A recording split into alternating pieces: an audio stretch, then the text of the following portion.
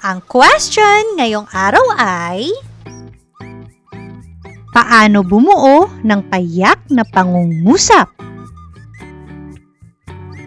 Ang payak na pangungusap ay nagpapahayag ng iisang diwa at binubuo ng simuno at panaguri. Ang simuno ang pinag-uusapan at ang panaguri ang nagsasabi tungkol dito. Halimbawa, si Ana ay nagbabasa. Dito, malinaw na ang simuno ay si Ana at ang panaguri ay nagbabasa. Sa pagbuo nito, magsimula sa isang malinaw na ideya sa katukuyin kung sino o ano ang gumagawa ng kilos. Halimbawa, kung ang ideya ay tungkol sa pag-aaral, maaring mabuo ang pangungusap na ang mag-aaral ay nagsusulat.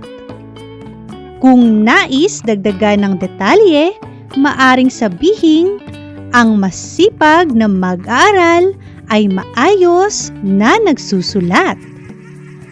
Mapapansin na kahit nadagdagan ng paglalarawan, iisa pa rin ang diwa kaya nananatiling payak ang pangungusap.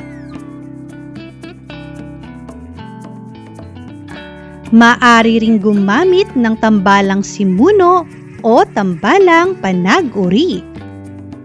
Halimbawa ng tambalang simuno ang bata at ang guro ay nagbabasa, kung saan dalawa ang gumaganap sa iisang kilos. Para naman sa tambalang panaguri, ang bata ay tumatakbo at tumatalon na nagpapakita ng dalawang kilos ng iisang simuno. Sa parehong halimbawa, iisa pa rin ang ideya kaya ito ay nananatiling payak. Mahalagang tandaan na kahit may tambalang simuno at tambalang panaguri, maari pa ring maging payak ang pangungusap basta iisa ang diwa. Halimbawa, ang bata at ang guro ay nagbabasa at nagsusulat. Dito, may tambalang simuno at tambalang panag-uri. Ngunit iisa pa rin ang ideyang ipinapahayag tungkol sa kanilang gawain. Ipinapakita nito na hindi sa dami ng bahagi na susukat ang uri ng pangungusap, kundi sa kaisahan ng diwa nito.